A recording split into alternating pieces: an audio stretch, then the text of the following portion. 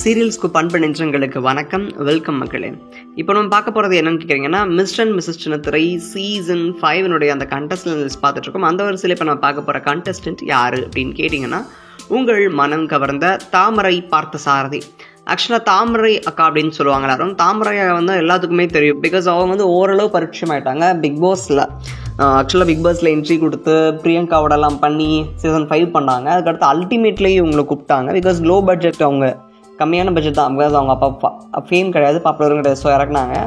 அதுக்கப்புறம் அவங்க big pass முடிச்சதுக்கப்புறம் படங்களில் கமிட் ஆகலை, சீரியலில் நடிக்க ஆரம்பித்தாங்க. நினைத்தாலே இன்றைக்கும் ஜீ தமிழில் ஒரு சின்ன ரோல் பண்ணிட்டு இருந்தாங்க. அப்புறம் ஜீ தமிழ்லே ஒரு சில சீரியல்ஸ் கிடச்சிச்சு அவங்களுக்கு. அதுக்கப்புறம் இப்போ பேக் டு ஃபார்ம் விஜயில் வந்து சின்ன மருமகள் அப்படிங்கிற சீரியல் பண்ணிகிட்ருக்காங்க. அண்ட் இந்த கப்பலை பற்றி நமக்கு தெரியும், பிகாஸ் நம்ம பிபிலேயே பார்த்துருக்கோம் நிறையா அவங்கள பற்றி.